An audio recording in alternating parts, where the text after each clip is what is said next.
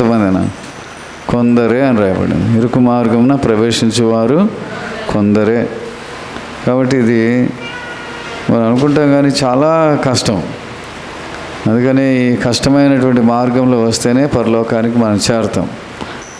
చిన్న ప్రార్థన చేసుకుందాం. ప్రేమగల తండ్రి, జీవగల మా రక్షక, స్తోత్రం స్తోత్రం స్తుతులు నాయన. ఈ శ్రేష్టమైనటువంటి పునరుద్ధాన దినములో, ఈస్టర్ ఆదివారంలో మేము స్తుతించే భాగ్యం ఇచ్చినందుకు స్తోత్రాలు దేవా. ఎంతోమంది మరి ఎందుకు ఆలస్యంగా వస్తున్నారో, ఎందుకు రాలేకపోయారో మాకైతే తెలియదు. కానీ దేవా, సమస్తం ఎరిగిన దేవా, వారి ఆటంకాలను, వారి పరిస్థితుల్ని అనుకూలపరిచి మీ సన్నిధికి రావడానికి సహాయం చేయమని వేడుకుంటున్నాం ప్రభువా. కనికరించండి, కృప చూపించండి. ఈరోజునైనా మీ మాటలు వినాలని ఆశతో మీ వైపు చూస్తుండగా మీరే మా అందరితో మాట్లాడి మమ్మల్ని బలపరిచి ఆశీర్వదించమని యేసు నామములో ప్రార్థించి స్తుతించి అడిగి వేడుకుంటున్నాము తండ్రి. ఆమేన్.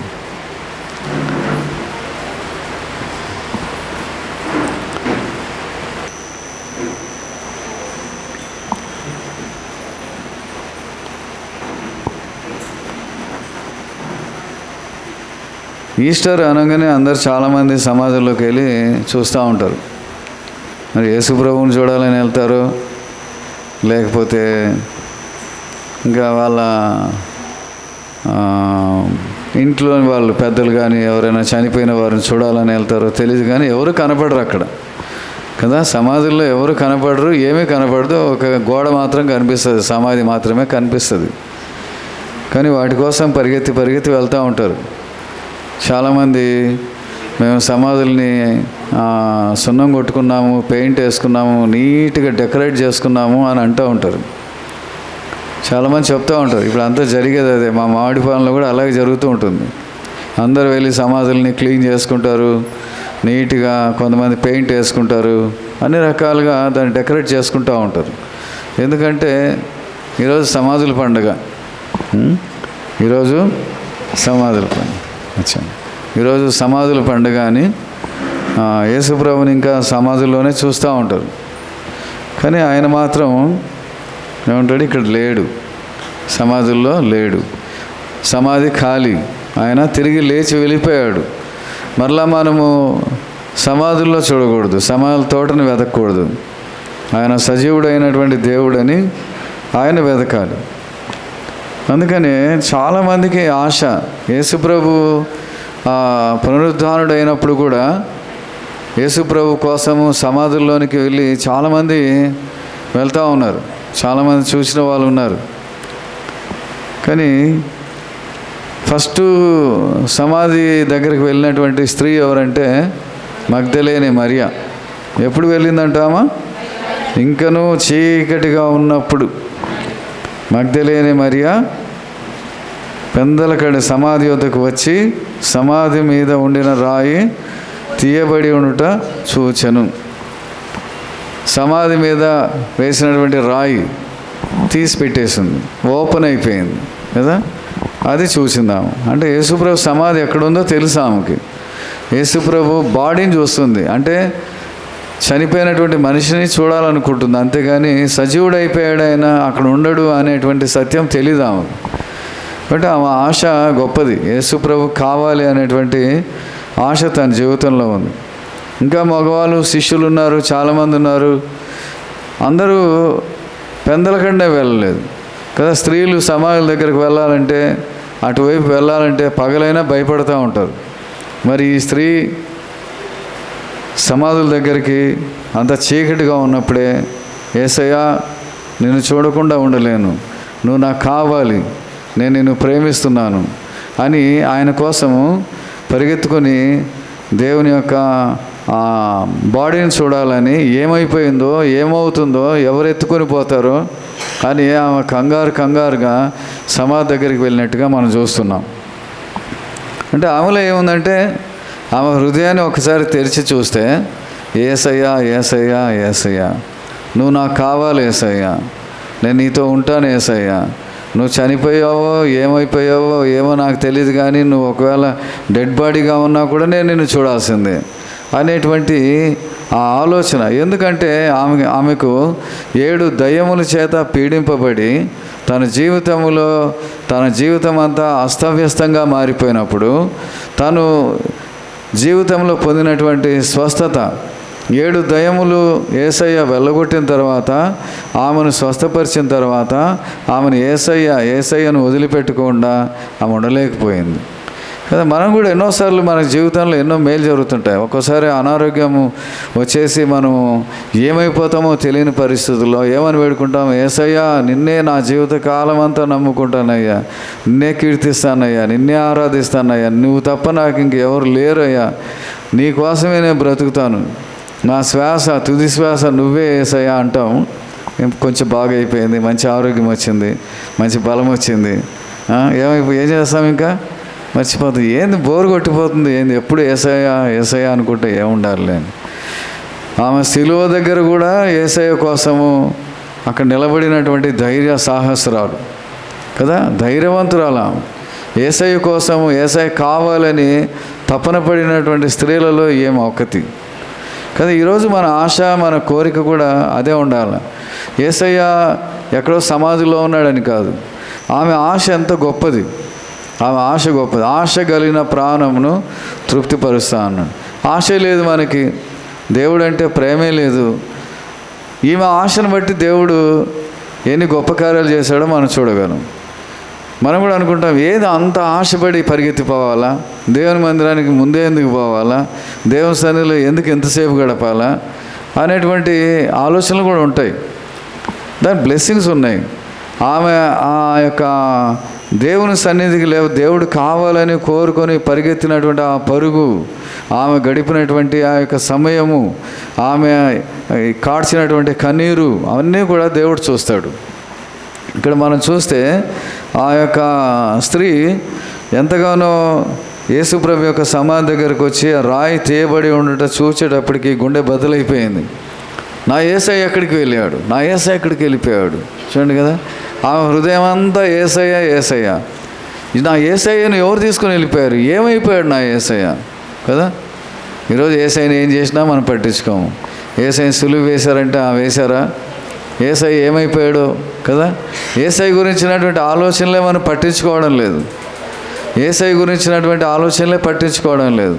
యేసయ్య మరణించి ఆయన సమాధి చేయబడి తిరిగి లేచి ఆరోహణ వెళ్ళిపోయి ఆయన ఎక్కడున్నాడంటే ఆయన తండ్రి కుడిపార్శ్వను కూర్చొని విజ్ఞాపన చేస్తూ ఉన్నాడంట.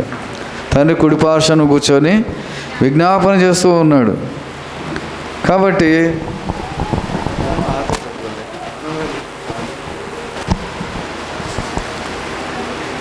విజ్ఞాపన చేస్తున్నాడు ఏమని, అదే ఈ బిడ్డలు రక్షణ పొందాలి, ఈ బిడ్డలు ఇంకా మంచి మార్గం నడవాలి, పరలోక రాజ్యంలో చేరాలి, అగ్నిగుండం ఉంది, భయంకరమైన అగ్నిగుండం ఉంది, అగ్నిగుండం నుంచి తప్పించబడాలి అని దేవుడు ఎంతో ఆశతో ఎదురు చూస్తూ ఉన్నాడు. ఆయన విజ్ఞాపన అంటే ఎంతగా రోధిస్తూ ఉన్నాడు. గెత్సెమనే తోటలో ఏ విధమైనటువంటి ఆ పరిస్థితి ఉందో, ఆయన చెమట రక్త బిందువులాగా మారిపోయిందో, అలాగే దేవుడు కూడా మన పరిస్థితులను బట్టి ఆయన ఇప్పటికీ దేవుని రాజ్యంలో ఉండి విజ్ఞాపన చేస్తూ ఉన్నాడు.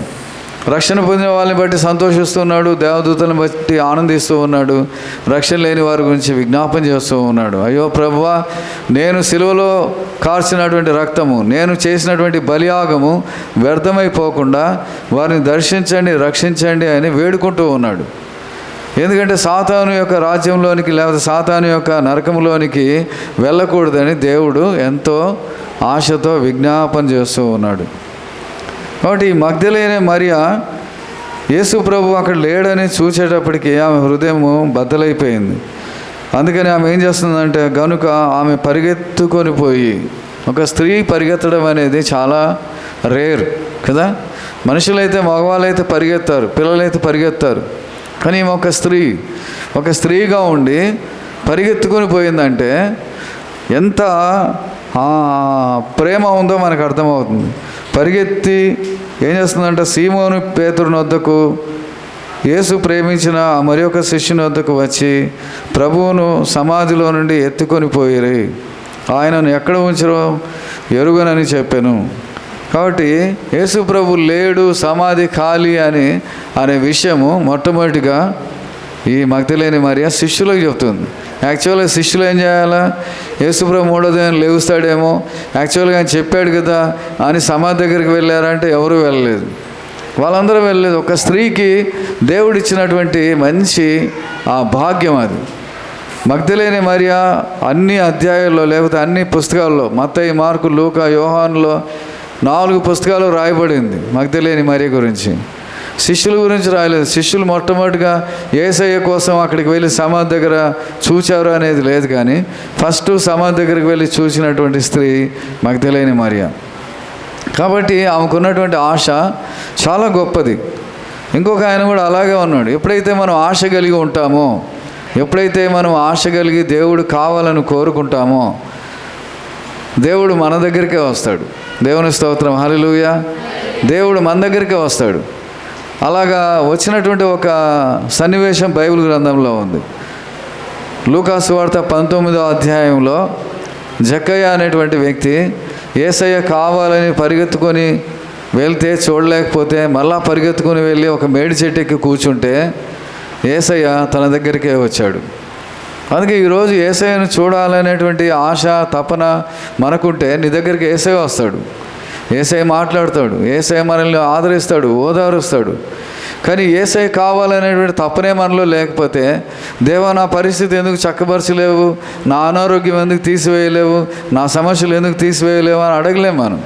యేసయ్య దగ్గరకు వచ్చి మనం ఆశతోటి పరిగెత్తుకుంటూ వస్తే ఆయన నీకోసం పరిగెత్తుకుంటూ వస్తాడు. చూడండి, ఇక్కడ ఈ శిష్యులు వెళ్ళి మగ్దలేని మరీ చెప్తే వెళ్ళి చూశారు, కానీ ముందుగానే వెళ్ళి చూడలేదు వాళ్ళు. తర్వాత వీళ్ళు వచ్చి చూచి ఇవన్నీ కూడా మరలా వాళ్ళు శిష్యులు తిరిగి తమ వారి వద్దకు వెళ్ళిపోయారు అని రాయబడింది. 11వ వచనంలో చూస్తే, 11వ వచనంలో యోహాను సువార్త 20వ అధ్యాయము 11వ వచనంలో, అయితే అంటే అందరూ వెళ్ళిపోయినా, శిష్యులు కూడా వెళ్ళిపోయినా ఏంది, అయితే మగ్దలేని మరియ మాత్రం వెళ్ళలేదు. అయితే మరియా సమాధి బయట నిలిచి ఎందుకు ఏడుస్తుందమ్మా? ఎందుకు ఏడుస్తుంది? నాకు యేసయ్య కావాలి, యేసయ్య కావాలి, ఆయన చూడాలి, ఆయనతో మాట్లాడాలి. ఆయన చనిపోయాడు, ఇక్కడ సమాధి చేశారు, కానీ ఆయన దేవుడు అని నేను నమ్ముతున్నాను, ఆయన నాకు కావాలి అని ఆయన కోసము తపన పడుతూ ఉంది. కాబట్టి ఇది మగ్దలేని మరియలో ఉన్నటువంటి ఆశ చాలా గొప్పది.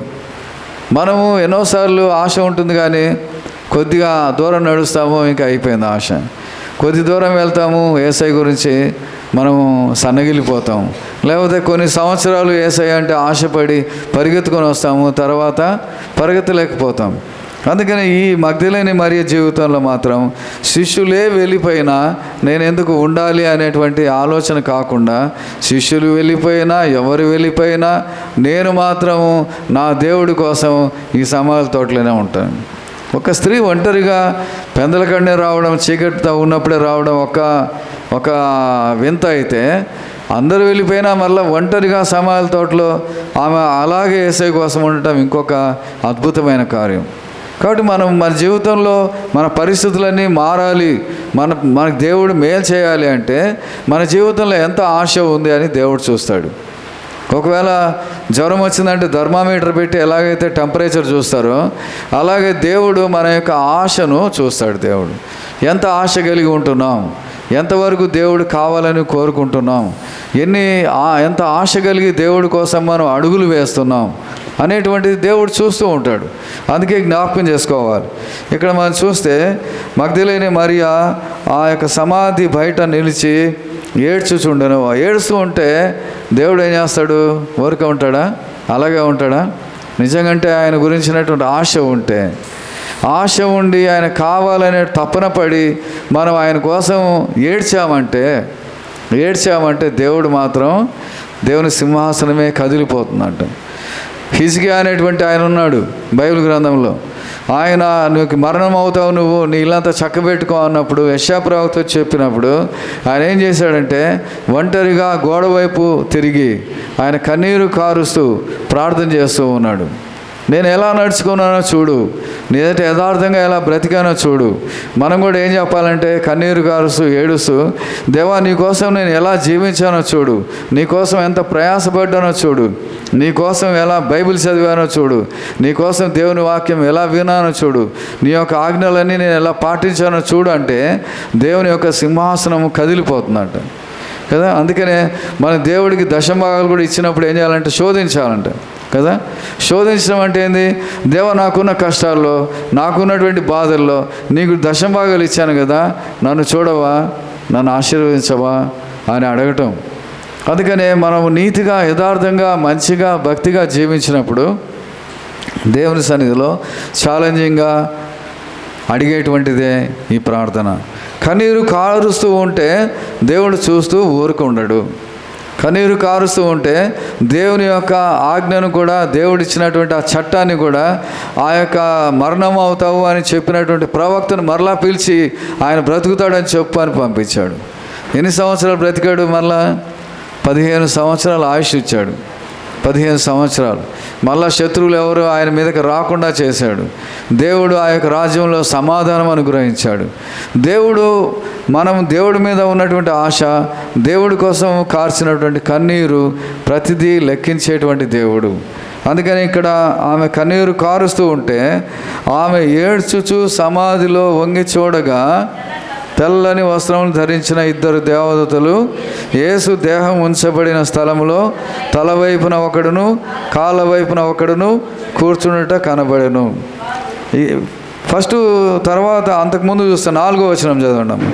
వారిద్దరును అంటే శిష్యులిద్దరును కూడి పరిగెత్తుచుండగా ఆ శిష్యుడు పేతురు కంటే త్వరగా ముందుగా సమాధి వద్దకు వచ్చి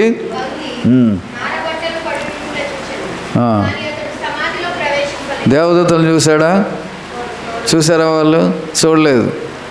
సమాధిలో బట్టలు చూశారు అంతే, ఆయన లేడు, బాడీ లేదు, బట్టలు ఒకటే ఉన్నాయి, ఆయన అంతే చూశారు. శిష్యులు మాత్రం చూడలేకపోయారు. ఇప్పుడు ఎవరు చూస్తున్నారు? మరియ చూస్తుంది. చూడండి, తెల్లని వస్త్రములు ధరించిన 2 దేవదూతలు యేసు దేహం ఉంచబడిన స్థలంలో తల వైపున ఒకడును కాళ్ళ వైపున ఒకడును కూర్చుండుట కనబడను. వారు చూడండి, దేవదూతల్ని కిందకి దించినటువంటి స్త్రీ. దేవదూతలు తన కోసము ఆదరించడానికి, ఓదార్చడానికి పంపబడినటువంటి దేవుని దూతలు. అందుకని ఇక్కడ మనం చూస్తే ఈ దేవదూతలు వారు అమ్మా ఎందుకు ఏడ్చున్నావు? చూడండి, ఎవరు అడుగుతున్నారు? దేవదూతలు అడుగుతున్నారు. మనల్ని నిజంగా ఏ మానవుడు, ఏ మనిషి మనల్ని ఆదరించలేడు, ఓదార్చలేడు. కానీ దేవదూతలు వచ్చి ఏం చేస్తున్నారంట? అమ్మా ఎందుకు ఏడుస్తున్నావు? ఎవరి కోసం ఏడుస్తున్నావు? చూడు, ఎంత మంచి మాట కదా. మన జీవితంలో దేవుడు ఆశ కలిగి ఉంటే దేవుడు ఎన్నో అద్భుతమైన కార్యాలు చేయడానికి ఇష్టపడతాడు. మన జీవితంలో దేవుడి గురించినటువంటి ఆశ కలిగి 1 అడుగు వేస్తే 100 అడుగులు దేవుడు మనతో నడవటానికి ఇష్టపడతాడు. ఎంత గొప్ప కార్యమో ఇక్కడ మనం చూస్తున్నాము. దేవుని దూతలు దిగి వచ్చి యేసయ్య పంపించినట్లే దేవుడు పంపించిన దూతలు ఆ సమాధి దగ్గర మరియతో మాట్లాడేటువంటి పరిస్థితి చూస్తున్నాం. అందుకని ఎప్పుడు మన ఆశ వ్యర్థంగా పోదు. ఆమె యొక్క ఆశ చూడండి ఎంత గొప్పదో మనకు అర్థమవుతుంది. దేవదూతలు కూడా కనిపించి ఆమెతో మాట్లాడి ఆమెను ఎందుకు ఏడుస్తున్నావు అమ్మా నువ్వు అని అడిగే అంత పరిస్థితిని దేవుడు ఆమెకు అనుగ్రహించాడు. ఆమెను అడుగుగా ఆమె నా ప్రభు కావాలయ్యా, నాకు యేసయ్య లేకపోతే నేను ఉండలేను కదా. ఈ లోకంలో ఏమంటారంటే అబ్బో ఆమె అంటే ఆ హీరోయిన్ అంటే, లేకపోతే ఆమె అంటే నాకు చాలా ఇష్టం, ఆమె లేకపోతే నేను బ్రతకలేను, నువ్వు లేక నేను ఉండలేను కదా, ఎన్నెన్నో చెప్తా ఉంటారు. ఇలాంటి మాటలు చెప్తాం. యేసయ్య లేకపోతే మనం ఉండగలమా? యేసయ్య లేకపోతే నేను ఉండలేనని ఎవరైనా చెప్పారా ఎప్పుడన్నా కదా? యేసయ్య లేకపోతే నేను ఉండలేను. యేసయ్య నా జీవితంలో యేసయ్యతో నేను మాట్లాడకపోతే, యేసయ్యని చూడకపోతే, యేసయ్య లేకపోతే నేను ఉండలేను. నువ్వు ఉంటే నాకు చాలు యేసయ్య అని పాట పాడతాం కదా. నువ్వు ఉంటే నాకు చాలు యేసయ్య, నీ వెంటే నేను ఉంటాను యేసయ్య అని చాలా బాగా పాడతాం కదా. నువ్వు ఉంటే నాకు చాలు అంటామా? అయిపోయింది పాట పాడిన తర్వాత ఇంకెన్నెన్నో కావాలంటాం, ఏదేదో చెప్తూ ఉంటాం. కానీ ఈమెను అడుగుతూ ఉంటే ఏంటమ్మా అని నోరు తెసి అడిగితే ఇవేం చెప్తుందంటే, యేసయ్య ప్రభువుని ఎవరో ఎత్తుకొని పోయిరి, ఆయన ఎక్కడ ఉంచిరో నాకు తెలియలేదని చెప్పాను. ఆమె ఈ మాట చెప్పి వెనుక తట్టు తిరిగి, కాబట్టి ఏమంటే నీ కోరిక ఏంటి, నువ్వు ఎందుకు ఏడుస్తున్నావంటే నాకు యేసయ్య కావాలి, ఆయన ఎత్తుకొని పోతాను. ఒక స్త్రీ ఒక మనిషిని ఎత్తుకుపోవడం అనేటువంటిది చాలా అరుదైనటువంటి విషయం. ఎవరు కూడా అలాంటి కార్యాలు చేయలేరు. కానీ ఏమంటుంది, యేసయ్య అజానుభావుడు, ఎంతో 6 అడుగుల పైన ఉన్నటువంటి మనిషి, అలాగే ఆ యేసయ్యను నేను ఎత్తుకొని పోతానంటుంది. చూడండి ఎంత మంచి ఆలోచన తనకు ఉన్నట్టుగా మనం చూస్తున్నాం. అందుకనే యేసయ్యను ఎవరో ఎక్కడుంచారో తెలీదు, ఆయనని ఎత్తుకొని పోవాలి, ఆయన నాకు కావాలి అని దేవదూతల దగ్గర చెప్తుంది. ఫస్ట్ స్టెప్ అయిపోయిన సెకండ్ స్టెప్ యేసయ్యనే తన దగ్గరకు వచ్చి మాట్లాడుతున్నాడు. చూడండి ఎంత గొప్ప కార్యమో. మగ్దలేనే మరియ యొక్క జీవితంలో యేసయ్య సమాధి దగ్గరకు వచ్చి పెందలకండ వచ్చినందువలన, అలాగే ఆ శిష్యులందరూ మళ్ళీ వచ్చి చూసి వెళ్ళిపోయినా కూడా వెళ్ళిపోకుండా ఆమె అలాగే కంటిన్యూ అవ్వడం వల్ల, ఆమె అలాగే ఉండి యేసయ్య కావాలని కోరినందువలన 2 దేవదూతలు వచ్చి మాట్లాడుతున్నారు. దేవుని స్తోత్రం, హల్లెలూయా. ఈరోజు మన పరిస్థితులను పట్టించుకునేవారు లేరు, మన పరిస్థితుల నుంచి పట్టించుకునేవారు లేరు. మన లోకం వైపు, మనుషుల వైపు తిరుగుతూ ఉంటాం, అది ఇది అడుగుతుంటాం, అక్కడిక్కడికి వెళ్తుంటాం. కానీ మన హృదయంలో ఉండేటువంటి బాధ తీరిపోదు, మన జీవితంలో ఉండే కష్టాలు తొలగిపోవు.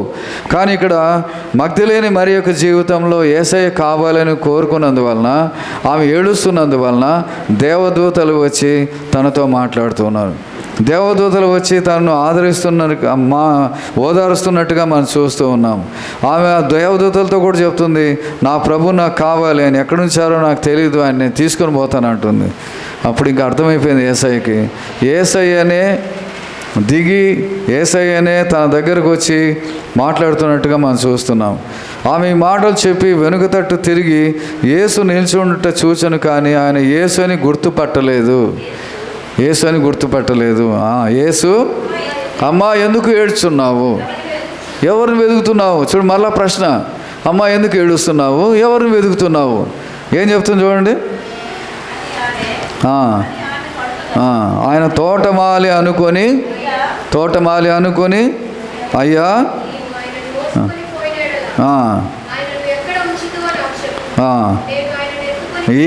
యేసయ్యతో కూడా నేను ఆయన ఎత్తుకొని పోతాను, ఆయన కావాలి అంటే ఎంత పిచ్చో యేసయ్య అంటే అర్థమవుతుంది. యేసయ్య అంటే ఎంత పిచ్చో తన జీవితంలో మనకు అర్థమవుతుంది. యేసయ్యతో కూడా అంటుంది, ఆయన ఎక్కడ ఉంచారో చెప్పు, ఆయన్ని ఎత్తుకొని పోతాను, ఆయన కావాలి, నాకు ఆయన కావాలి అంట.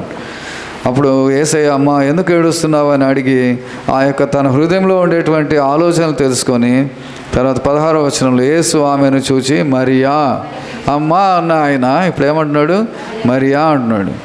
యేసయ్య కోసం ఎదురు చూసిన జక్కయ్య దగ్గరకు వచ్చి జక్కయ్య అంటున్నాడు. ఎట్ట తెలిసింది పేరు? ఎంత గొప్ప దేవుడు కదా. జక్కయ్య త్వరగా దిగుము, నేడు నేను నీ ఇంట ఉండవలసి ఉన్నది అంటే వెంటనే దిగొచ్చాడు. యేసయ్యను తన ఇంటికి తీసుకొని వెళ్ళిపోయాడు. కాబట్టి మరియా జీవితంలో కూడా అమ్మ అన్నటువంటి యేసయ్య తన హృదయంలో ఉన్నటువంటి ఆ డిజైర్ అంతా తెలుసుకున్నాక మరియా అంటున్నాడు. మరియా అని పిలిచెను. ఆమె వైపు తిరిగి ఆయన హెబ్రీ భాష రబ్బూని అని పిలిచెను. ఆ మాటకు బోధకుడు అని అర్థం. యేసు ఆమెతో, నేను ఇంకా తండ్రి వద్దకు ఎక్కిపోలేదు కనుక నన్ను ముట్టుకొనవద్దు, అయితే నా సహోదరుల వద్దకు వెళ్ళి నా తండ్రియు మీ తండ్రియు నా దేవుడును మీ దేవుడినైన వాని వద్దకు ఎక్కిపోచున్నాను అని వారితో చెప్పుమనను. కాబట్టి యేసయ్య ఫస్ట్ అపియరెన్స్, ఫస్ట్ యేసయ్య కనిపించి చూసినటువంటి వ్యక్తి ఎవరంటే మగ్దలేని మరియ. ఎంతమంది ఉన్నారు పరిశుద్ధులు? యేసయ్య తల్లి మరియ కనిపించాడా?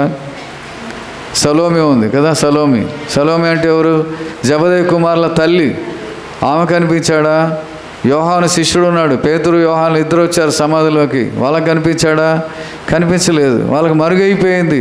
యేసయ్య పునరుద్ధానుడుగా లేస్తాడు అనేటువంటి మాట వాళ్ళకి కనుమరుగైపోయింది, వాళ్ళు గుర్తించలేనటువంటి స్థితిలో ఉన్నారు. కానీ ఈ మగ్దలేని మరియకు మాత్రమే స్త్రీ అయినా డేర్ చేసి దేవుడు కావాలని దేవుడి కోసము ఎంతో సమయాన్ని ఇచ్చి, రాత్రి అనుకుంటే నిద్రపోయిందో లేదు కదా, శనివారం కూడా నిద్రపోయిందో లేదు, ఆమె పెందల కంటే లేచి యేసయ్య కావాలని సమాధి దగ్గరకు వచ్చింది. ఆ శిష్యులు వచ్చి వాళ్ళు చెప్పిన తర్వాత పరిగెత్తుకుంటూ వచ్చి చూశారు, వాళ్ళు వెళ్ళిపోయారు. ఆమె ఇంకా కూడా సమాధి దగ్గర ఉండి ఏడుస్తూ ఉంది. ఎందుకు ఇంత? యేసయ్య పునరుద్ధానుడైన తర్వాత మొట్టమొదటిగా కనిపించి ఆమెను ఆదరించి ఓదార్చి, ఇదిగో నేనున్నాను, నువ్వు నాకు సంబంధించినటువంటి బిడ్డవు, నేను నీకు తోడుగా ఉంటాను. తర్వాత ఏం చేస్తాడు ఆయన? పరిశుద్ధాత్మను వరముగా ఇస్తున్నాడు. ఆమె ఎంత గొప్ప సాక్షిగా జీవించిందో, ఎంతమందికి యేసయ్య గురించి చెప్పిందో మరి మనము ఇక్కడ కింద వచనంలో మనం చూడగలం. 18వ వచనంలో చూస్తే, మగ్దలేనే మరియా వచ్చి నేను ప్రభువును చూచి తిని ఆయన నాతో ఈ మాటలు చెప్పానని శిష్యులకే చెప్పిందేమో. టీచర్లకే టీచర్ ఏమో కదా, శిష్యులే టీచర్లు అయితే శిష్యులకే ఈమె టీచర్ అయిపోయింది. అంటే యేసయ్య గురించినటువంటి పునరుద్ధాన విషయాలు శిష్యులైనటువంటి యేసుప్రభు దగ్గర నేర్చుకున్నటువంటి యేసుప్రభు శిష్యులకే తెలియజేసింది. అందుకనే నేను ప్రభువును చూచి తిని ఆయన నాతో ఈ మాటలు చెప్పానని శిష్యులకు చెప్పింది.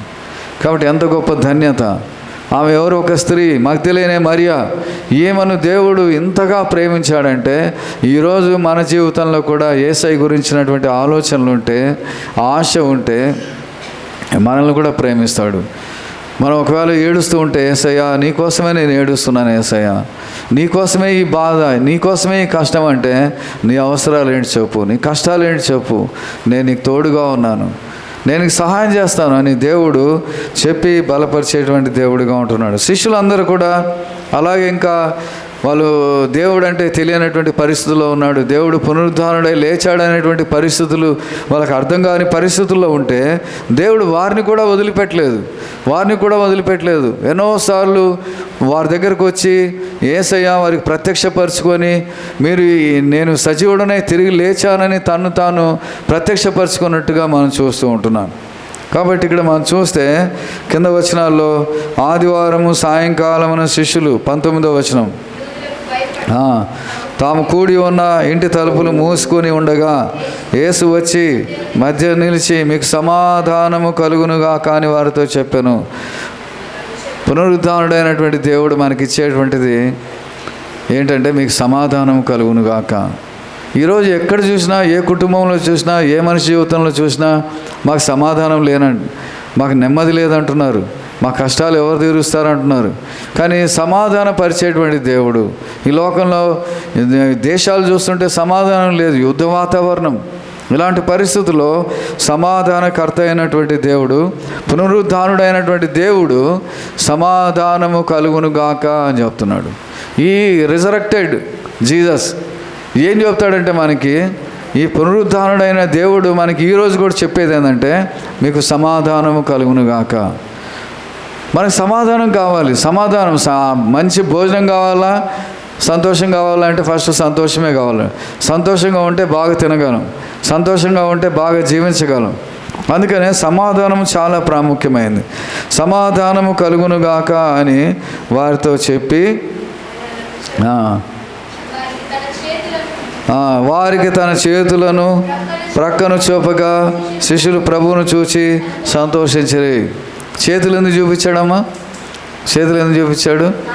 గాయాలు, ప్రక్కలో ఏంది బల్లెపోటు కదా, చేతులు కాళ్ళల్లో గాయాలు ఉన్నాయి, ప్రక్కలో బల్లెపోటు ఉంది.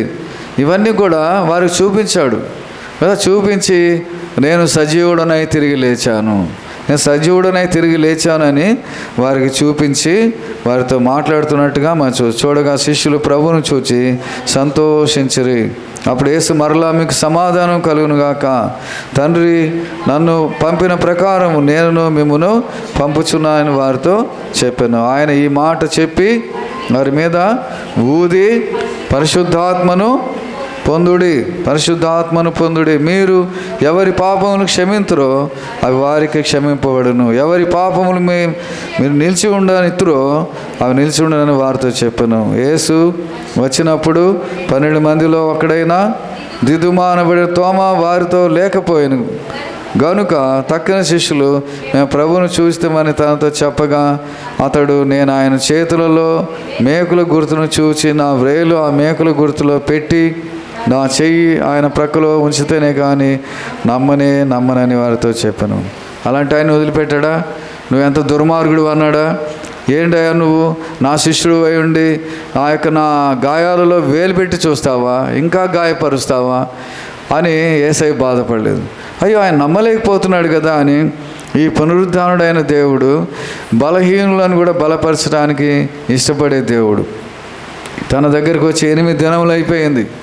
అంటే ఆదివారం లేస్తే మళ్ళా వచ్చే ఆదివారం 8వ రోజు, మళ్ళా వచ్చే ఆదివారంన తోమ దగ్గరకు వచ్చి మాట్లాడుతూ ఉన్నాడు. చూడండి, తోమ దగ్గరకు వచ్చి చూచి నీ వ్రేలు 27వ వచనంలో, నీ వ్రేలు ఇటు చాచి నా చేతులు చూడుము, నీ చెయ్యి చాచి నా ప్రక్కలో ఉంచి అవిశ్వాసివి కాక విశ్వాసువై ఉండుమనెను. అందుకు తోమ ఆయనతో, నా ప్రభువా నా దేవా అనెను. అంటే చూశాడు, లేదు ఏలు పెట్టి చూశాడు, చూసి నమ్మాడు. ఏలు పెట్టి చూసి నమ్మాడు. ఆ గాయాల్లో వేలు పెట్టాడు కదా. యేసు ప్రభు యొక్క గాయాలలో వేలు పెట్టి చూచినటువంటి తోమ ఏమంటున్నాడు 29వ వచనంలో, యేసు నీవు నన్ను చూచి నమ్మితివి గనుక చూడక నమ్మిన వారు. మనం ధనులమా తోమ ధనుడా? ఎవరు ధనులు? మనం ధనులం కదా. మనం చూసామా యేసయ్య గాయాలు? చూసామా?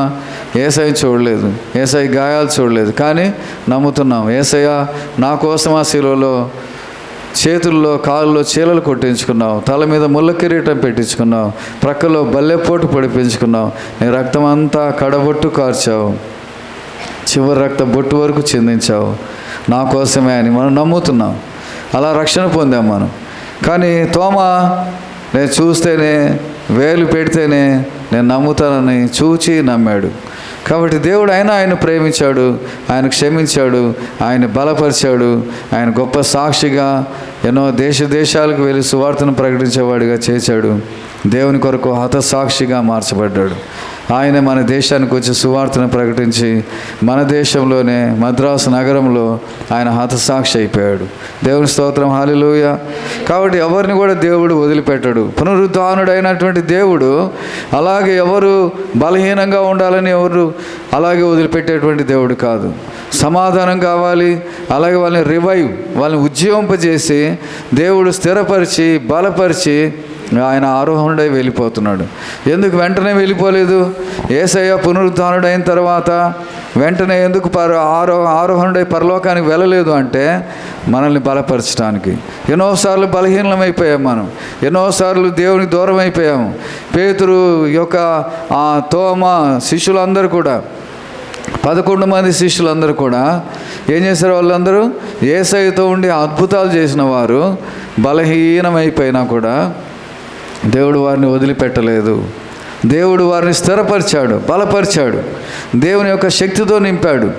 మనమైతే ఏం చేస్తాము? నువ్వు పనికిరానాడు అంటాం, పనికిరాందాను అంటాం మన పిల్లల్ని ఎన్నోసార్లు. నీకు అర్థం కాదు పో అంటాం, మరి ఎన్నోసార్లు ఇంకా వీడు చదవలేడు పో అంటాం కదా. అలా అన్నటువంటి వారిని బలపరిచినటువంటి దేవుడు, అలాగే దేవుడు వద్దని వెళ్ళిపోయినటువంటి వారిని బలపరిచి స్థిరపరిచి 40 రోజులు ఈ భూమి మీద అలాగే ఉండి బలహీనమైనటువంటి వారిని అందరినీ బలపరిచి స్థిరపరిచి ఆయన రాకడ కొరకై సిద్ధపరిచి ఎంతోమందికి సువార్తను ప్రకటించేటువంటి వారిగా సిద్ధపరిచి ఆయన వెళ్ళిపోయినట్టుగా మనం చూస్తున్నాం. ఎంత గొప్ప దేవుడో మనకు అర్థమవుతుంది. మనం ఇంకా చూస్తే లూకాసు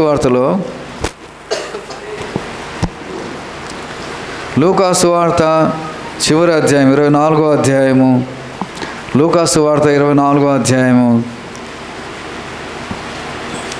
50వ వచనం. ఆయన బేతనీయ వరకు వారిని తీసుకొని పోయి చేతులెత్తి వారిని ఆశీర్వదించెను. ఎప్పుడు?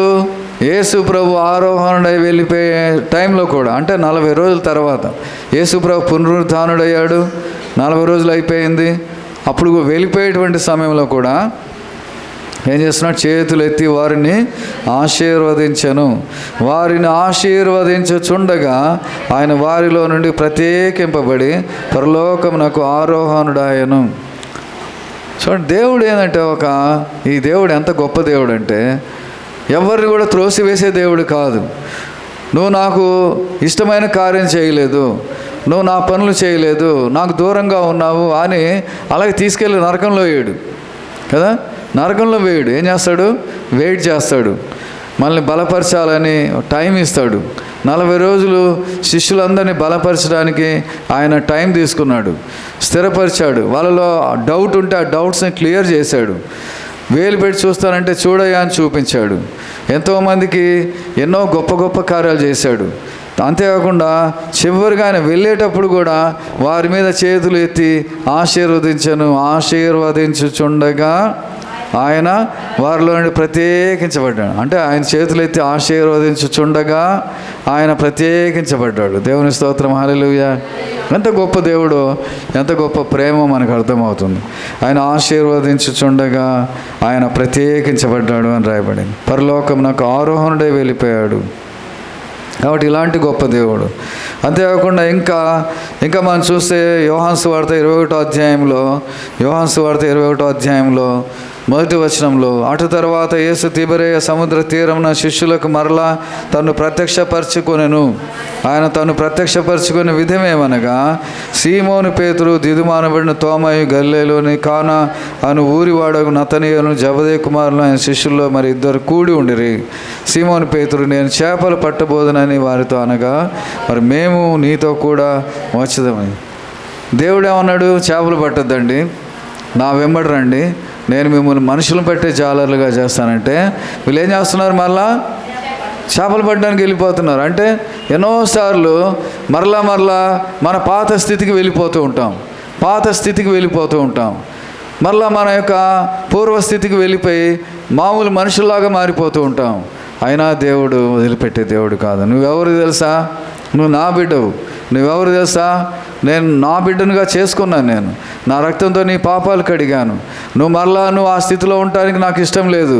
నేను నిన్ను బలపరుస్తాను, నేను నిన్ను స్థిరపరుస్తాను అని దేవుడు వారి దగ్గరకు వచ్చి వారితో గొప్ప కార్యాలు చేసి వారిని ఆశీర్వించినట్టుగా మనం చూస్తూ ఉంటున్నాం. వారిని బలపరిచేటువంటి దేవుడుగా ఉంటున్నట్టుగా మనం చూస్తున్నాం. ఇక్కడ చూడండి, ఇక్కడ సీమోను పేతురు వీళ్ళందరూ ఉన్నప్పుడు దేవుడు వారితో ఏం చేస్తున్నాడు? సీమోను పేతురు 3వ వచనం, నేను చేపలు పట్టబోదునని వారితో అనగా వారు, మేము నీతో కూడా వచ్చేదామని వారు వెళ్ళి దోణి ఎక్కిరి, కానీ రాత్రి ఏమీ పట్టలేదు. సూర్యోదయం అవుచుండగా యేసు ధర నిలిచెను. అంటే తెల్లవారినప్పుడు, సూర్యుడు ఉదయించేటప్పుడు. అయితే ఆయన యేసు అని శిష్యులు గుర్తుపట్టలేదు. యేసు, పిల్లలారా, భోజనం మీ వద్ద ఏమైనా ఉన్నదా అని వారిని అడుగు. లేదని వారు ఆయనతో చెప్పారు. అప్పుడు ఆయన దోణి కుడి ప్రక్కన వల వేడి మీకు దొరుకునని చెప్పాను. గనుక వారు అలాగూ చేయగా వేయగా చేపలు విస్తారంగా పడినందున వల లాగలేకపోయారు. కాబట్టి యేసు ప్రేమించిన శిష్యుడు ఆయన ప్రభు సుమి అని పేతురుతో చెప్పాను.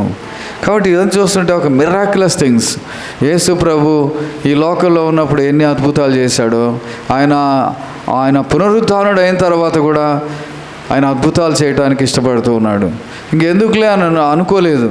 మళ్ళీ ఈ శిష్యుల దగ్గరకు వచ్చి మళ్ళీ అద్భుతమైన కార్యాలు. రాత్రంతా కష్టపడి మనం కూడా దేవుని పక్కన పెట్టి దేవుడు వద్దని, దేవుని సన్నిధి వద్దని ఎన్నోసార్లు మనం వెళ్తూ ఉంటాము. అయ్యో ఆదివారం కదా, డబల్ జీతం వస్తుందానో, లేకపోతే ఇంకేదైనా మేలు జరుగుతుందానో, లేకపోతే పెళ్ళోళ్ళు ఏమైనా అనుకుంటారని ఆదివారం పూటే ఎన్నెన్నో వెళ్తుంటాం, కానీ లాభం లేదు. రాత్రి అంతా కష్టపడ్డారు కానీ వాళ్ళు ఏమీ పొందుకోలేకపోయారు. వాళ్ళ ప్రయాస అంతా వ్యర్థమైపోయింది. అలాంటప్పుడు ఏమన్నా మీ కుడి ప్రక్కన వల వేయండి. రాత్రంతా మేము వల వేసాము, రాత్రంతా అన్నీ ట్రై చేసాము, ఇక్కడ ఇక్కడ అన్ని చోట్ల ప్రయత్నం చేశాం, కానీ ఏ చేప పడలేదు. అంటే యేసు ప్రభు కుడి ప్రక్కన వల వేయండి. వేస్తే ఏమైపోయింది? వల లాగలేకపోయారు. విస్తారమైన చేపలు పడ్డాయి. విస్తారమైన చేపలు. ఎన్ని చేపలు పడ్డాయంట? ఎన్ని చేపలు పడ్డాయి? విస్తారమైన చేపలు అంటే ఎన్ని చేపలు అని రాయబడిందాడ? 153 పెద్ద చేపలు పడ్డాయి కదా. 153 దాని గ్రేట్ ఫిషెస్ అంటారు. గ్రేట్ ఫిషెస్ కదా. ఒక తిమింగలం లాంటి పెద్ద చేపలు. ఒక్కొక్క చేప ఎన్నో 100 కేజీలు ఉంటుంది చూసారో లేదో, మనకేమో 1 కేజీ 1/2 కేజీ చేపలు చూస్తాం మనం. మీరు సముద్రాల దగ్గర హార్బర్స్ ఉంటాయి, పెద్ద పెద్ద ఆ హార్బర్స్కి వెళ్తే తెలుస్తుంది. ఒక్కొక్క చేప 100 కేజీల్లో వస్తూ ఉంటుంది. దాన్ని మోయాలంటే చాలా కష్టం. క్రేన్ పట్టుకొని పైకి లాగుతూ ఉంటారు, జెట్టి పైకి లాగుతూ ఉంటారు. దాన్ని ముక్కలు చేయాలంటే చాలా కష్టం. ఆ ఒక్క చేపనే కొన్ని లక్షల రూపాయలు అమ్ముడుపోతుంది. మరి ఎన్ని డబ్బులు వచ్చింటాయి వాళ్ళకి కదా. ఈ డబ్బులన్నింటినీ లెక్క చేయకోకుండా దేవుని యొక్క మార్గంలోకి రావాలని దేవుడు వారిని ఎంతగానో ప్రేమించి వారిని స్థిరపరచడానికి ఇష్టపడుతూ ఉన్నాడు. అందుకే చూడండి, వారు భోజనం చేసిన తర్వాత యేసు సీమోను పేతురును చూచి, యోహాను కుమారుడు అయిన సీమోను, వీరికంటే నీవు నన్ను ఎక్కువగా ప్రేమించున్నావా? Do you love me more than? చూడండి కదా, ఎంత గొప్ప దేవుడు. ఈరోజు మనల్ని కూడా అది ప్రశ్నిస్తున్నాడు. పునరుద్ధానుడైన దేవుడు, నువ్వు ఎవరినో ఎక్కువగా ప్రేమిస్తున్నావు, ఏదో ఎక్కువగా ప్రేమిస్తున్నావు. Do you love me? చూడండి, నువ్వు ప్రేమిస్తున్నావా? వీటికన్నా ఎక్కువగా, వీరికన్నా ఎక్కువగా నన్ను ప్రేమిస్తున్నావా అని ప్రశ్నించేటువంటి దేవుడు ఈ రిజరెక్టెడ్ గాడ్, ఈ పునరుద్ధానుడైన దేవుడు ఈరోజు మనల్ని ప్రశ్నిస్తున్నాడు.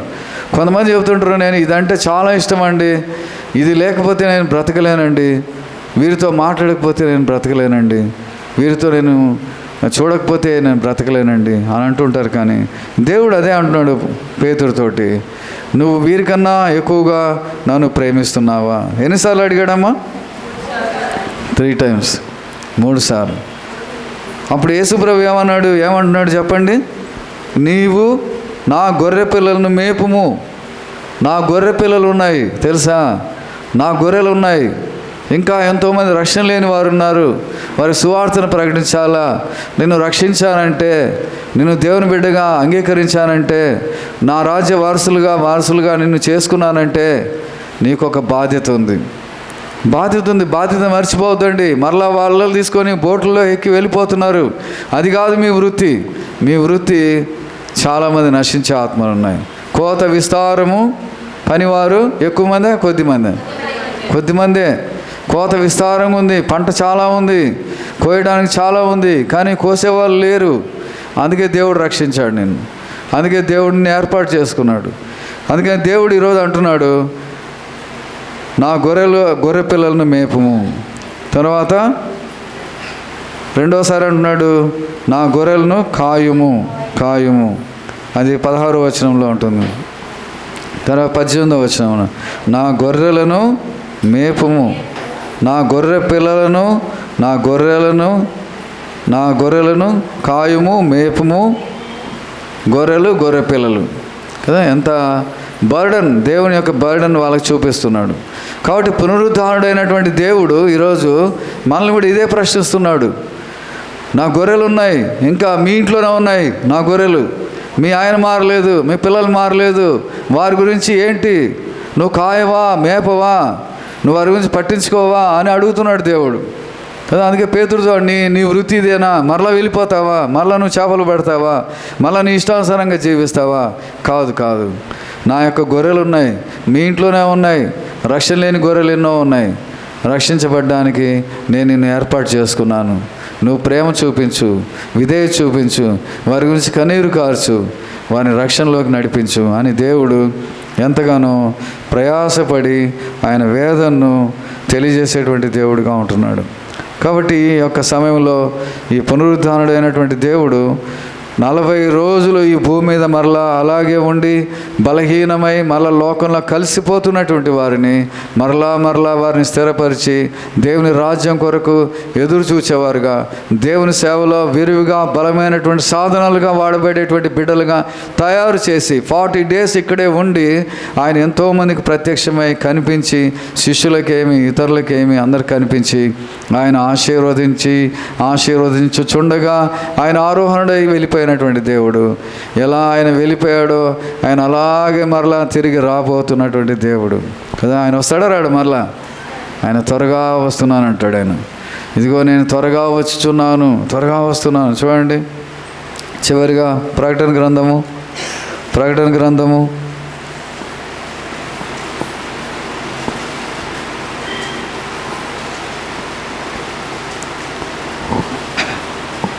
1వ అధ్యాయము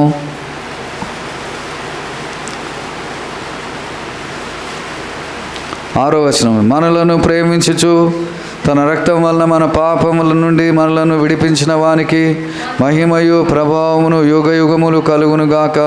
ఆమేన్.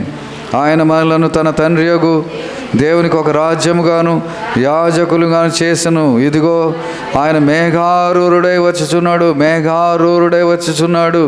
ప్రతి నేత్రము ఆయనను చూచును. ఆయనను పొడిచిన వారును చూచెదరు. భూజనులందరూ ఆయనను చూచి రొమ్ము కొట్టుకొందరు. దేవుని స్తోత్రం. హల్లెలూయా, హల్లెలూయా. కాబట్టి దేవుడు ఆయన మరలా రాబోతున్నటువంటి దేవుడిగా ఉంటున్నాడు. ఆయన త్వరగా వస్తున్నానని చెప్పినటువంటి దేవుడు ఆయన ఎప్పుడు వస్తాడో తెలియదు. ఎంత టైంలో వస్తాడమ్మా? ఎంత టైంలో వచ్చి వెళ్ళిపోతాడు. సంఘాన్ని కనురెప్పపాటులో బ్లింక్ అంటాం కదా, బ్లింక్ అంటే ఇలా మూసి ఇలా తీసేది బ్లింక్ అంటాం. ఇట్లా బ్లింక్ అయ్యేటప్పటికి తన బిడ్డలు ఉండరు. ఏంటిది? క్షణంలోనే జరిగేటువంటి సంఘటన. అందుకే ఏంటిది, మా వాళ్ళు ఎక్కడికి వెళ్ళిపోయారు, నా భర్త ఎక్కడికి వెళ్ళిపోయాడు, నా భార్య ఎక్కడికి వెళ్ళిపోయింది, నా బిడ్డలేరి, అయ్యో నేను ప్రేమించే వాళ్ళేరి, అంతే కదా. విడువబడుట బహుఘోరము. ఆయన త్వరగా వస్తా అన్నటువంటి దేవుడు ఆయన త్వరగా రాబోతున్నాడు. అందుకే మనం జ్ఞాపకం చేసుకొని మన జీవితాలని సిద్ధపరచుకొని ఆయన ఇంకా నీకు అవకాశం ఇచ్చాడు. ఇంకా బలపరచబడాలని, స్థిరపరచబడాలని, ఆయన కోసము మనం సిద్ధపడి ఈ లోకంలో జీవించాలని దేవుడు ఎదురు చూస్తున్నాడు. ప్రకటన గ్రంథము చివరి అధ్యాయం తెలుసా మీకు? ఎన్ని అధ్యాయాలు ఇవి? 22 అధ్యాయాలు ఉన్నాయి. 22వ అధ్యాయంలో చివరిగా 21వ వచనంలో 20వ వచనంలో చూస్తే చూడండి, చివరి అంటే లాస్ట్ బట్ వన్ వర్స్. ఈ సంగతులను గురించి సాక్ష్యం ఇచ్చేవాడు అవును, ఎస్ త్వరగా వచ్చుచున్నానని చెప్పుచున్నాడు, త్వరగా వస్తున్నానని చెప్పుచున్నాడు. ఆమేన్. ప్రభువైన యేసు రమ్ము, మరణాత అంటారు కదా, బైబిల్ మిషన్ వాళ్ళు మరణాత అంటారు. మరణాత అంటే త్వరగా రా ప్రభువా, ఇంకా ఎంతకాలం మేము ఇక్కడ ఉండాలి, నీ రాజ్యంలో మేము ఉండాలి, మీతో ఉండాలి కదా. ఎంత గొప్ప దేవుడో మనకు అర్థమవుతుంది.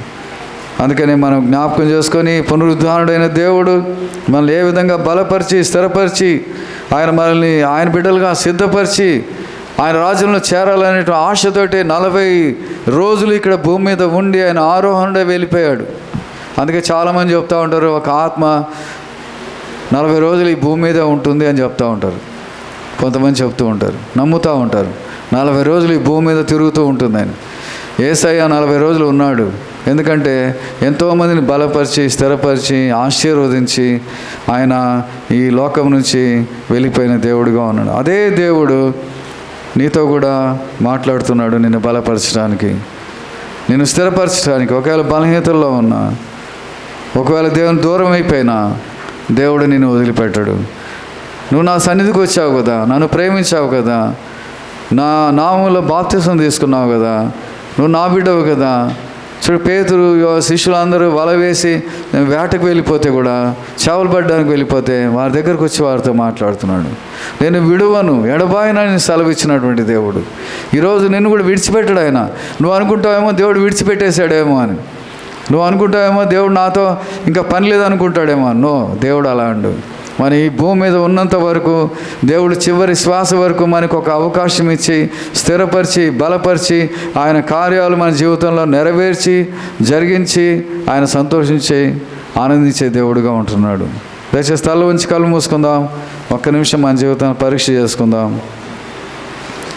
మగ్ధలేని మరి యొక్క ఆశను, ఆమె యొక్క కన్నీటిని చూసి ఆమెతో మాట్లాడాడు. దేవదూతలు దిగి వచ్చారు. ఎంత సంతోషం! దేవదూతలు, శిష్యులు కూడా చూడలేనటువంటి దూతల్ని మరియ చూచింది. యేసయ్య పునరుద్ధారుడైన తర్వాత ఆయన అలాగే దాగి ఉండలేకపోయాడు. ఆయన్ని ప్రత్యక్షపరచుకోవడానికి ఒక గొప్ప ప్రేమను చూపించింది, ఆశ చూపించింది. ఆయన దాగి ఉండలేక మరి దగ్గరకు వచ్చి మరియా అని పిలుస్తూ ఉన్నాడు. అలాంటి ఆశ మన జీవితంలో కూడా ఉండాలని దేవుడు కోరుకుంటున్నాడు. ప్రార్థన చేసుకుందాం. దయచేసి అందరం తల్లి వంచి కళ్ళు మూసుకుందాం. ఒక్క నిమిషం మన జీవితాలు మనం పరీక్ష చేసుకుంటుండగా మనం ప్రార్థన చేసుకుందాం. మన మధ్యలో ఉన్న సువర్ణ సిస్టర్ గారు వచ్చి ప్రార్థనలో నడిపిస్తారు.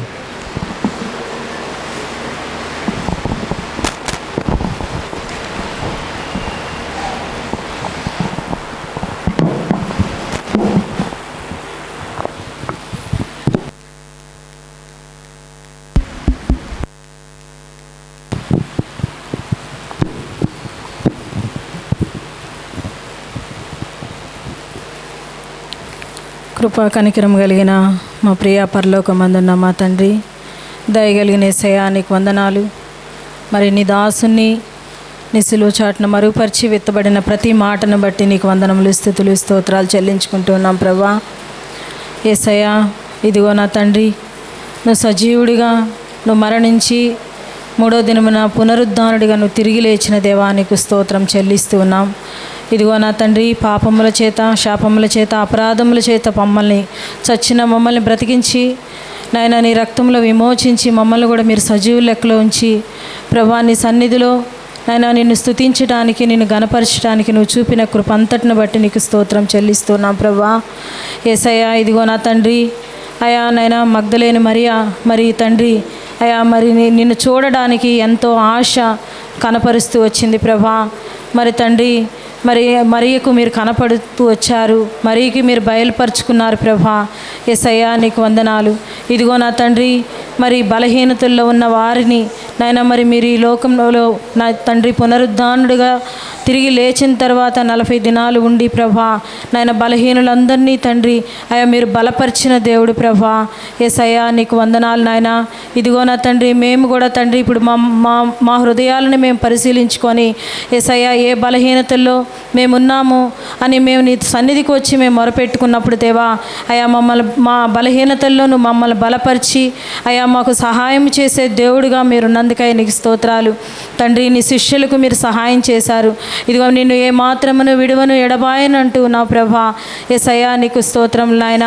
ఇదిగో నా తండ్రి, విన్న ప్రతి బిడ్డ తమ హృదయంలో నీ వాక్యాన్ని విశ్వసించి వాక్యానుసారంగా జీవించలాగున యేసయ్యా మీరు కృప చూపించండి. ఇదిగో నేను త్వరగా వచ్చుచున్నానని మీరు చెప్తున్నారు ప్రభా. యేసయ్యా మరి మీరు ఆకడు వచ్చే వరకు తండ్రి నాయన ఇంకా రాలేదు అనే ఎదురు చూడటం కాదు కానీ తండ్రి, ఎవరు హృదయాలను కఠినపరుచుకోకుండా ప్రభా యేసయ్యా వాళ్ళు విన్న వాక్యాన్ని విశ్వసించులాగున ప్రతి బిడ్డను మీరు జ్ఞాపకం చేసుకోమని వేడుకుంటూ ఉన్నాం దేవా. సహాయం చేయండి యేసయ్యా నీకు వందనాలు. ఇదిగో నా తండ్రి, ఎవరు నశించిపోవడానికి ఇష్టం లేదు కనుక ప్రభా అయా మమ్మల్ని హెచ్చరిస్తూ ఉన్నావు ప్రభా నాయన. ఇదిగో నా తండ్రి, సమయం కొంచెమే ఉన్నది నాయన, పనివారు తక్కువగా ఉన్నారు తండ్రి, మీరు నా పని చేయండి, నా యొద్దకు రండి అని చెప్తున్నావు ప్రభా. యేసయ్యా ఇదిగో నా తండ్రి, మా యొక్క సొంత నిర్ణయాల వల్ల కాదు కానీ తండ్రి అయా మీ దగ్గరకు వచ్చినప్పుడు అయా మా బలహీనతల్ని మీ దగ్గర మమ్మల్ని మేము సమర్పించుకున్నప్పుడు తండ్రి ఆ బలహీనతలన్నింటి నుంచి అయా మాకు విడుదల దయచేసి మమ్మల్ని నడిపించే దేవుడుగా ఉన్నందుకై నీకు కోటాను కోట్ల స్తుతులు స్తోత్రములు చెల్లిస్తున్నాను తండ్రి. దయగలిగిన యేసయ్యా నీకు వందనాలు అయా. సర్వోన్నతుడా నీకు వందనాలు ప్రభా.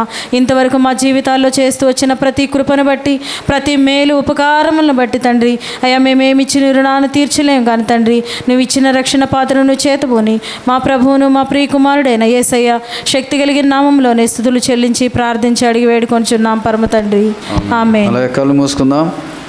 మన జీవితాలు మనం పరీక్ష చేసుకుంటూ ప్రభు బలలో పాలు పొందాం. అది ఆయన శరీరమని, ఆయన రక్తమని వివేచంతో పాలు పొందడానికి మన జీవితాన్ని సిద్ధపరచుకుందాం.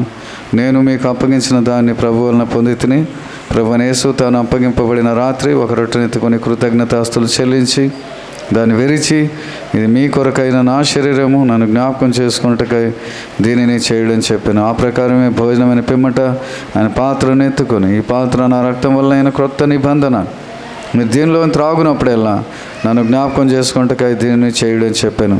మీరు ఈ రొట్టెను తిని పాత్రలో త్రాగునప్పుడల్లా ప్రభు వచ్చే వరకు ఆయన మరణమును ప్రచురించుదురు. కాబట్టి ఎవడ యోగ్యముగా ప్రభు యొక్క రొట్టెను తిననో లేక ఆయన పాత్రలో త్రాగునో వాడు ప్రభు యొక్క శరీరమును గూర్చు రక్తమును గూర్చు అపరాధి అగును. కాబట్టి ప్రతి మనుషుడు తను తాను పరీక్షించుకొనవలను. అలాగూ చేసి ఆ రొట్టెను తిని ఆ పాత్రలను త్రాగవలను. ప్రభు శరీరమని వివేచింపక తిని త్రాగువాడు తనకు శిక్షావిధి కలుగుటకై తిని త్రాగుచున్నాడు. ఇందువల్లనే మీలో అనేకులు బలహీనులను రోగులే ఉన్నారు, చాలామంది నిద్రించుచున్నారు. అయితే మనలను మనమే విమర్శించుకొనెడల తీర్పు పొందకపోదుము. ప్రేమగల తండ్రి, జీవగల మా రక్షక స్తోత్రాలు. ఈ యొక్క పాత్ర మీరు ఆశీర్వించి పరిశుద్ధపరిచినందుకే స్తోత్రాలు నాయన. మీ అమూల్యమైన శరీరముగా, మీ అమూల్యమైనటువంటి సిలువ రక్తంగా మార్చినందుకే స్తోత్రాలు నాయన. ఎన్నో గాయాలు, శ్రమలు, వేదనలు పొంది ఆ గాయాలలో నుంచి కాల్చినటువంటి రక్తము, ఈ రక్తమే మీ ప్రాణం మా కోసం బలిగా అర్పించారు. ఈ రక్తమే మా ప్రతి పాపం నుండి కడిగి పరిశుద్ధులుగా, పవిత్రులుగా చేసినందుకే స్తోత్రాలు నాయన. మీ రాజ్య వారసులుగా మమ్మల్ని చేసుకున్నందుకే స్తోత్రాలు. మీ రక్త మాంసంలో పాలి భాగస్తులుగా చేసుకొని నా కుమారులు, నా కుమార్తెలు అనిపించుకునే ధన్యత, యోగ్యత మాకు ఇచ్చినందుకే స్తోత్రాలు చెల్లిస్తూ యేసు నామములో ప్రార్థించి, స్తుతించి, అడిగి వేడుకుంటున్నాము తండ్రి. ఆమేన్. ఈ సమయంలో మీ చేతులు చూపించినట్టయితే ప్రభు పాత్ర మీకు అందించబడుతుంది. మన మధ్యలో ఉన్న దమ్ము రజని వచ్చి ప్రభు పాత్ర అందించాలని.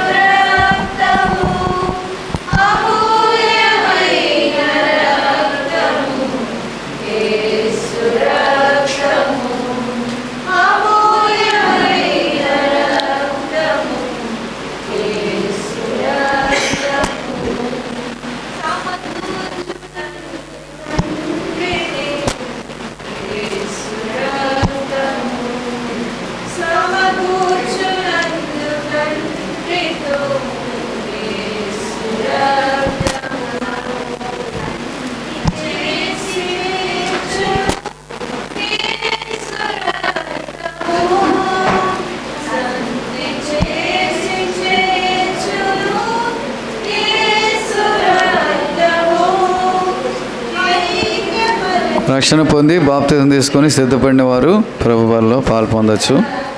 ఇంకెవరికైనా అందకపోతే